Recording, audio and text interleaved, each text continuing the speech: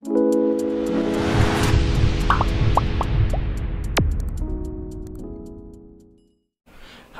বিষয় 2024 সালের অষ্টম শ্রেণীর দ্বিতীয় পর্যায়ক্রমিক মূল্যায়নের বাংলার সেট 1 এবং সেট 2 এর প্রশ্ন এবং তার উত্তর।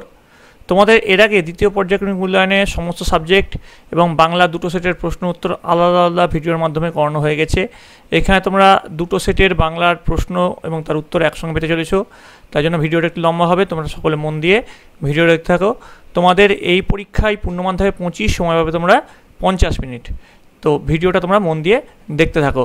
আলোচ্য বিষয় 2024 সালের অষ্টম শ্রেণীর দ্বিতীয় পর্যায়ক্রমিক মূল্যায়নের বাংলার প্রশ্ন এবং তার উত্তর। তোমাদের দ্বিতীয় পর্যায়ক্রমিক মূল্যায়নে পূর্ণমান থাকে 25 এবং এর জন্য তোমার সময় হবে 50 মিনিট। তো এই দ্বিতীয় পর্যায়ক্রমিক মূল্যায়ন এর প্রশ্ন উত্তর শুরু করার আগে বলে রাখি, তোমরা যারা এই চ্যানেল নতুন তারা অবশ্যই চ্যানেলটিকে সাবস্ক্রাইব করে দিও এবং পাশে থাকা বেল আইকনটি প্রেস করে দিও। তো দেখে নাও তোমাদের দ্বিতীয় পর্যায়ক্রমিক মূল্যায়নে সাহিত্য মেলা থেকে কী রয়েছে। দাঁড়াও, পল্লী সমাজ, ছন্নছাড়া, গাছের কথা, হাওয়ার গান, কি করে বুঝবো, পাড়াগার, দুপোহর ভালোবাসি, নাটোরের কথা, গড়াই নদীর তীরে, জেলখানার চিঠি, স্বাধীনতা আর আদাব। এছাড়াও তোমাদের ছোটদের পথের পাঁচালী থেকে রয়েছে নবম থেকে অষ্টাদশ পরিচ্ছেদ। এছাড়াও ভাষা চর্চা থেকে রয়েছে বাক্যের রূপান্তর, বাক্যের বিভিন্ন পদ, এক শব্দের একাধিক অর্থের প্রয়োগ, পত্র রচনা। এবার চলে আসছি, প্রথম প্রশ্ন থাকছে সঠিক উত্তরটি বেছে নিয়ে বাক্যটি পুনরায় লেখো। এখানে তোমরা 6টা প্রশ্ন পাবে, প্রতিটি প্রশ্নের মান হচ্ছে 1। প্রথম প্রশ্ন, পল্লী সমাজ পাঠ্যাংশের আদর্শ চরিত্র রমা নাকি রমেশ নাকি বেনু নাকি গফুর? তোমরা সঠিক উত্তর হচ্ছে রমেশ, তার জন্য এখানে রমেশ লিখবে। বোঝা গেছে? এবার চলে আসছি পরের প্রশ্ন, কবিতায় উল্লেখিত নদীটি হলো ধারাসিঁড়ি, জলসিঁড়ি, জলপিড়ি, ধানসিঁড়ি। উত্তর হচ্ছে জলসিঁড়ি, তোমরা সঠিক উত্তর জলসিঁড়ি লিখবে। ক্রিয়াপদের মূলকে বলে ধাতু নাকি সমাপিকা নাকি অসমাপিকা নাকি অব্যয়? উত্তর হচ্ছে ধাতু, তোমরা এখানে লিখবে ধাতু। চলে আসছি এবার 1.4, তার একলার অমতে কিছু যায় আসে না। এটা সঠিক উত্তর হবে নঞ্চর্থক নির্দেশক বাক্য। 1.5, বিদ্যা বিনয় দান করে। রেখাঙ্কিত পদটি হলো, উত্তর হবে গুণবাচক বিশেষ্য। কনকনে ঠান্ডা বাতাস। রেখাঙ্কিত পদটি হলো গ, বিশেষণের বিশেষণ। তাহলে বোঝা গেল। এবার চলে আসে 2 নম্বরে, যে কোনো 6টি প্রশ্নের উত্তর দাও। প্রথম যে প্রশ্নটা আছে, পল্লী সমাজ গদ্যাংশটি কোন উপন্যাস থেকে নেওয়া হয়েছে? তোমরা উত্তর লিখবে পল্লী সমাজ গদ্যাংশটি শরৎচন্দ্র চট্টোপাধ্যায়ের পল্লী সমাজ উপন্যাস থেকে নেওয়া হয়েছে। 2.2, কে কোথায় নিরাপদে ঘুমিয়ে থাকে? উত্তর লিখবে বৃক্ষ শিশু বীজের মধ্যে নিরাপদে ঘুমিয়ে থাকে। 2.3, আমাদের বিশ্রাম নেই রে, কাদের বিশ্রাম নেই? উত্তর হাওয়াদের কোনো বিশ্রাম নেই। 2.4, অতিথিদের সঙ্গে মেয়েলি গল্পের মাঝে কে কে জলখাবার নিয়ে এসেছিল? উত্তর লিখবে অতিথিদের সঙ্গে মেয়েলি গল্পের মাঝে জলখাবার নিয়ে এসেছিল বকু ও তার সেজ খুড়িমা। 2.5, অপু বসে বসে খাতায় কি লেখে? উত্তর লিখবে অপু বসে বসে খাতায় নাটক লেখে। 2.6, অপু কড়ি খেলতে কোথায় গিয়েছিল? তোমরা উত্তর লিখবে অপু কড়ি খেলতে জেলেপাড়ায় গিয়েছিল। এবার দেখো 3 নম্বরে নিম্নলিখিত প্রশ্নগুলির উত্তর দাও। এখানে 3টে প্রশ্ন পাবে, প্রতিটি প্রশ্নের মান হচ্ছে 3 করে, 3 তিরিকে 9। প্রথম যে প্রশ্ন 3.1, রমেশ বিস্ময়ে হতবুদ্ধি হইয়া গেল। রমেশের বিস্ময়ের কারণ কি ছিল? উত্তর লিখবে উদ্ধৃত উক্তিটি শরৎচন্দ্র চট্টোপাধ্যায়ের লেখা পল্লী সমাজ পাঠ্যাংশ থেকে নেওয়া হয়েছে। রমেশ রমার কাছে বাঁধ কাটার প্রস্তাব নিয়ে উপস্থিত হয়, কারণ জলায় রমারও অধিকার রয়েছে। তারা দুজনে মত দিলে বেনির অমত হলেও বাঁধ কেটে তারা জল বার করে দিতে পারবে। রমেশ আশা করেছিল চাষিদের বাঁচাতে বাঁধ কাটায় নিশ্চয়ই রমার মত থাকবে। সেভাবে রমা রাজি হলে একা বেনির আপত্তিতে কোনো কাজ হবে না। কিন্তু রমাকে বিষয়টি জানাতেই সে প্রথমে মাছের বন্দোবস্তের কথা জিজ্ঞাসা করে।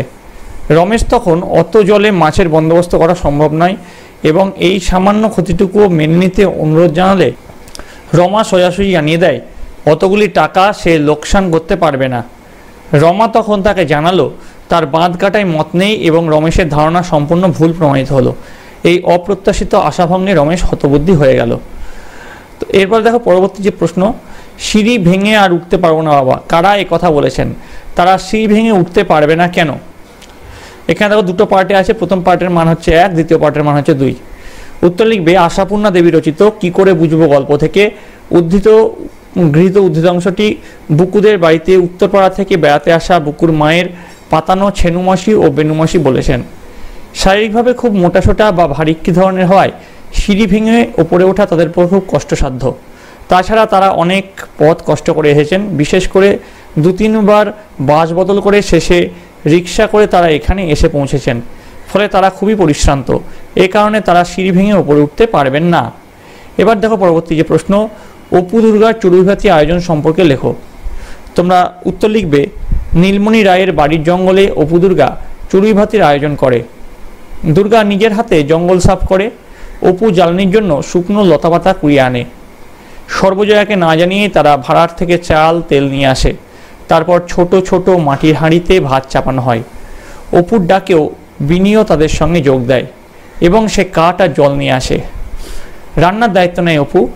চড়ুইভাতিতে সেদিন তারা কলা পাতায় ভাত, মেটে আলু সেদ্ধ ও বেগুন ভাজা খায়। তো এটার পরে দেখো পরবর্তীতে যে প্রশ্নটা আছে, বিদ্যালয়ের সামনে জোরে যানবাহন চালানোয় অমার্জনীয় অপরাধ। এই মর্মে সচেতনতা গড়ে তুলতে দৈনিক পত্রিকার সম্পাদককে পত্র লেখো। তো প্রথমে তোমরা এখানে লিখবে সম্পাদক সমীপেশু। এবার যে কোনো একটি পত্রিকার নাম লিখবে, তোমরা আনন্দবাজার পত্রিকা লিখতে পারো, বর্তমান লিখতে পারো, যে কোনো পত্রিকা তোমরা লিখতে পারো। এখানে পত্রিকার ঠিকানা দেবে, এর ঠিকানা দেওয়ার পর এখানে তারিখ দেবে, তাং দিয়ে এখানে তারিখ দেবে। দেওয়ার পরে তোমরা শুরু করবে চিঠি লেখা। বিষয়, বিদ্যালয়ের সামনে অনিয়ন্ত্রিত যানবাহন চলা বন্ধ হোক। উত্তর লিখবে আমি যে কোনো তোমাদের যে জেলা, সেই জেলার তোমাদের স্কুলের নাম, এই স্কুলের একজন ছাত্র বা ছাত্রী। ইদানিং আমাদের স্কুলের সামনে যানবাহন চলাচলের মাত্রা অত্যন্ত বৃদ্ধি পেয়েছে। চালকেরা অনিয়ন্ত্রিতভাবে রাস্তায় গাড়ি চালাচ্ছে। এতে স্কুলের ছাত্রছাত্রীরা সবসময় সমস্যার সম্মুখীন হচ্ছে। স্কুলের সামনে এভাবে অনিয়ন্ত্রিতভাবে যানবাহন চালানো একটি অমার্জনীয় অপরাধ। আমরা ছাত্রছাত্রী, অভিভাবক এবং শিক্ষক শিক্ষিকা সকলেই এই বিষয়ে যানবাহন চালকদের কাছে আবেদন করেছি, কিন্তু কোনো লাভ হয়নি। তাই আপনার বহুল প্রচারিত সংবাদপত্রের মাধ্যমে আমি এই বিষয়ে প্রশাসনের দৃষ্টি আকর্ষণ করতে চাই। এছাড়া স্থানীয় ব্যক্তিবর্গের মধ্যেও একটি সচেতনতা গড়ে তোলাও জরুরি। আপনাদের সাহায্য ছাড়া এই সচেতনতা গড়ে তোলা অসম্ভব। আশা করি এই বিষয়টির গুরুত্ব বিবেচনা করে আমার পত্রিকাটি প্রকাশ করতে বাধ্য থাকবেন। এবার এটা লেখার পরে দেখবে তোমাদের এখানে নমস্কারান্তে নিজের নাম লিখবে, কেন তোমাদের ঠিকানা লিখে দেবে। তাহলে কিন্তু তোমাদের এই চিঠিটা কমপ্লিট হয়ে গেল।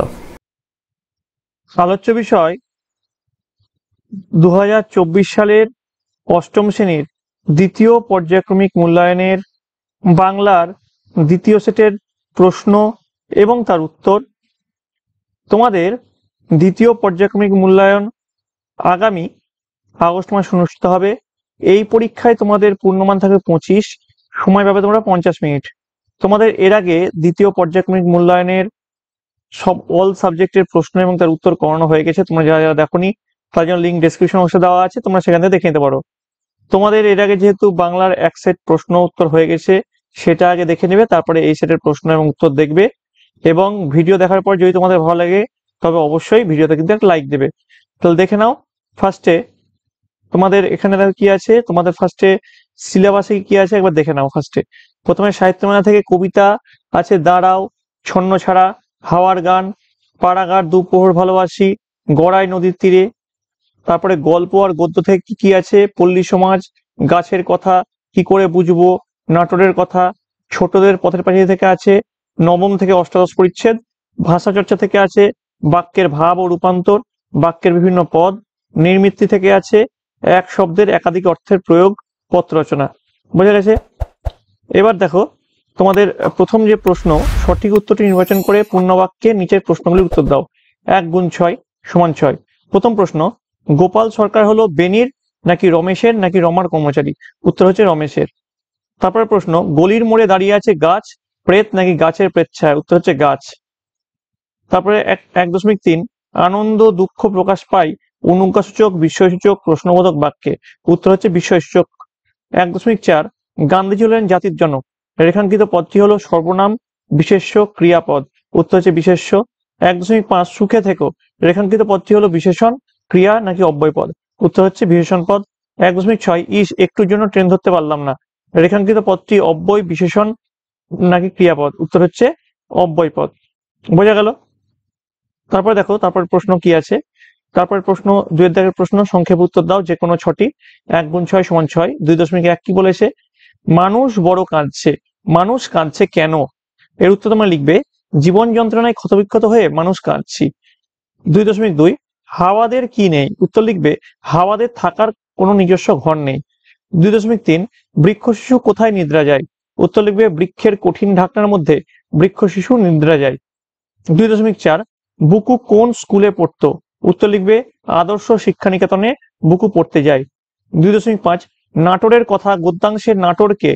উত্তর হচ্ছে মহারাজা জগদীন্দ্রনাথ রায়। তারপর 2.6 জ্যোতিদাদার উদ্যোগে আমাদের একটি সভা হয়েছিল। জ্যোতিদাদা কে ছিলেন? উত্তর লিখবে যতীন্দ্রনাথ ঠাকুর। এবার দেখো চলে আসছি পরের প্রশ্ন 2.7 অপু ও দুর্গার মধ্যে কি নিয়ে ঝগড়া হয়ে মুখ দেখা দেখি বন্ধ হয়েছিল? উত্তর লিখবে দেশি কুমড়োর শুকনো খোলার নৌকা নিয়ে। 2.8 রানুর দিদির বিবাহ উপলক্ষে যে ছোট্ট একটি মেয়ের সঙ্গে দুর্গার বন্ধুত্ব হয় তার নাম কি? উত্তর লিখবে ছোট্ট মেয়েটির নাম টুনি। দেখো এবার চলে আসছি পরের প্রশ্ন 3 দাগে, নিম্নলিখিত প্রশ্নগুলি থেকে যে কোনো 2টি প্রশ্নের উত্তর দাও। 3 × 2 = 6। প্রতিটি প্রশ্নের মান কিন্তু এখানে 3। 3.1 মোরা নালিশ করতে পারিব না, কে এ কথা বলেছেন? বক্তা নালিশ করতে পারবে না কেন? উত্তর লিখবে রমাদের পীরপুরের প্রজা আকবর এ কথা বলেছেন।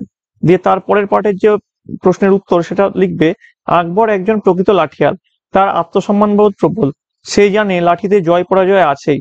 রমেশের লাঠির আঘাতে সে আহত হয়, তার মাথা দিয়ে রক্ত ঝরে, কিন্তু 5খানা গায়ের লোক তাকে সর্দার বলে মানে, তাই পরাজিত হলেও সে আত্মমর্যাদা হারাতে রাজি নয়। নালিশ করলে তার সম্মানহানি ঘটবে, সে সর্দার হিসেবে অপমানিত হবে। তাছাড়া সর্দারের এই কথায় ছোটবাবু রমেশের প্রতি শ্রদ্ধাও পরিস্ফুট হয়, কারণ রমেশ নিজের স্বার্থে নয়, গ্রামবাসীর স্বার্থে 100 বিঘা জমি বাঁচাতে বাঁধ কাটার কাজে তাদের বিরুদ্ধে লাঠি ধরেছে, তাই কোনোভাবেই সে সদরে গিয়ে তার চোট দেখাতে পারবে না বা থানায় গিয়ে মিথ্যা অভিযোগও জানাতে পারবে না।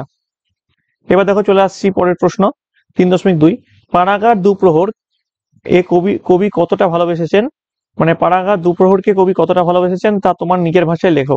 উত্তর লিখবে পাড়াগাঁয়ের দ্বিপ্রহরকে কবি ভালোবাসেন, কারণ সেখানকার দুপুরবেলার রৌদ্রে যেন স্বপ্নের গন্ধ লেগে থাকে।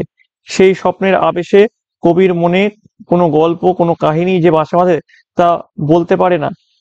এ কথা বলতে পারে শুধু মাঠ এবং মাঠের শঙ্খচিল, কারণ কবির হৃদয় তাদের কাছে বহু যুগ থেকে কথা শিখেছে। দুপুরের জলসিঁড়ি নদীর পাশে বুনো চালতার শাখাগুলি নুয়ে পড়ে, জলে তাদের মুখ দেখা যায়, জলে মালিকহীন ডিঙি নৌকাকে ভাসতে দেখা যায়। পাড়াগার দুপুরবেলা অপরূপ রূপে ও বিষণ্ণতায় কবি মনে মাধুর্যময় স্বপ্নাবেশ নিয়ে যায়, কবির চোখে মায়া কাজল এঁকে দেয়। তাই সব মিলিয়ে পাড়াগাঁয়ের দুপুরবেলা প্রকৃতিকে কবি খুব ভালোবাসেন। এবার দেখো পরের প্রশ্ন 3.3 যেন একখানি সুখের কাহিনী নানা আকারে ভর্তি, আখর শব্দের অর্থ কি? সুখের কাহিনী সংক্ষেপে বর্ণনা করো। 1+2। প্রথম পার্টটা হচ্ছে 1, তারপর পার্টটা 2। উত্তর প্রথম পার্টের উত্তর হচ্ছে আখর শব্দটির অর্থ হলো অক্ষর বা বর্ণ। দ্বিতীয় পার্টের উত্তর হচ্ছে পাঠ্য কবিতাতে কবি জসিমউদ্দিন সুখের অনেকগুলি ছবি এঁকেছেন। এই সুখের চিত্রের মধ্যে আমার সবচেয়ে ভালো লেগেছে মটরের ডাল, মুসুরের ডাল, কালো জিরে, ধনে এবং লঙ্কা মরিচ দিয়ে যে সুন্দর আলপনার মতো আঁকা হয়েছে সেই চিত্রটি। এই চিত্র উপদ্রবহীন, শান্তিপূর্ণ, সুখের নীড়ের কথা মনে করিয়ে দেয়। গ্রামের অতি পরিচিত শাকসবজির একত্র সমাবেশ আমাদেরকে মুগ্ধ করে। মটর, মুসুর, কালোজিরে, ধনে, লঙ্কা মরিচ একসঙ্গে উঠোনে শুকোতে দেওয়া শস্য শ্যামলা বঙ্গভূমির কথা মনে করিয়ে দেয়।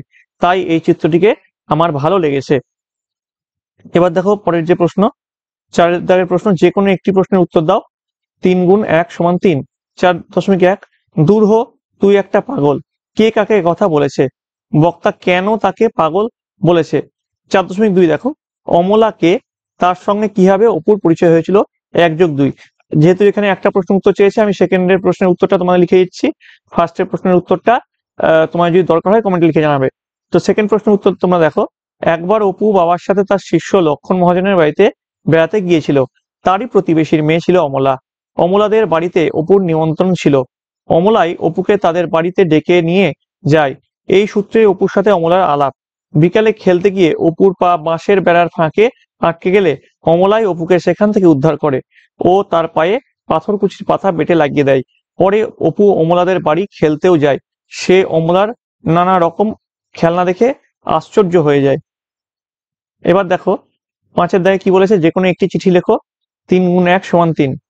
5.1 বাড়িতে অতিথি এলে তোমার আচরণ কেমন হওয়া উচিত সে সম্পর্কে বন্ধুকে একটি চিঠি লেখো। আর 5.2 দেখো, তোমার নিজ নিজ এলাকায় যে কোনো একটি সমস্যার কথা উল্লেখ করে সমাধান চেয়ে পৌরপিতার নিকট একটি আবেদনপত্র লেখো। ঠিক আছে, এগুলো কিন্তু খুব ইম্পর্টেন্ট। 6-এর দাগের প্রশ্ন দেখো, হাত শব্দটি দিয়ে ভিন্ন ভিন্ন অর্থে অর্থসহ দুটি বাক্য রচনা করো। 1 গুণ 1 সমান 1। উত্তর, হাত পাতা মানে সাহায্য চাওয়া।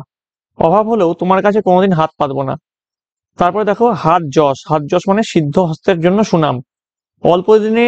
অল্প দিনেই অমিত ডাক্তার বেশ হাত যশ করেছেন। ঠিক আছে, তো তোমাদের যে অষ্টম শ্রেণীর দ্বিতীয় পর্যায়ক্রমিক মূল্যায়নের বাংলার প্রশ্নপত্র দ্বিতীয় সেটের এখানেই শেষ হলো। তোমাদের যদি ভিডিওটি ভালো লেগে থাকে অবশ্যই লাইক করবে, বন্ধুদের কাছে অনেক অনেক শেয়ার করবে। তোমাদের যদি আরো এক সেট বাংলার প্রশ্নপত্র দরকার হয় তোমরা কমেন্টে জানাবে, আমি তোমাদের জন্য আরো এক সেট বাংলার প্রশ্ন এবং তার উত্তর নিয়ে আসবো। তো পরীক্ষা আসতে বেশি সময় নেই, তোমরা ভালো করে মন দিয়ে পড়াশোনা করো। এবং এইটাই যে হুবহু তোমাদের পরীক্ষা আসবে তার কোনো মানে নেই, তোমাদের এই টাইপের প্রশ্ন আসবে। তোমাদের এর আগে অ্যাকসেপ্ট করিয়েছি, এখন অ্যাকসেপ্ট করালাম, তোমরা যদি চাও আরো অ্যাকসেপ্ট করাবো। এবং তোমাদের বইয়েরটা খুঁটিয়ে পড়ো, আশা করি তোমাদের পরীক্ষায় সাফল্য নিশ্চিত। তো তোমরা সকলে ভালো থাকবে, তোমরা সকলে সুস্থ থাকবে।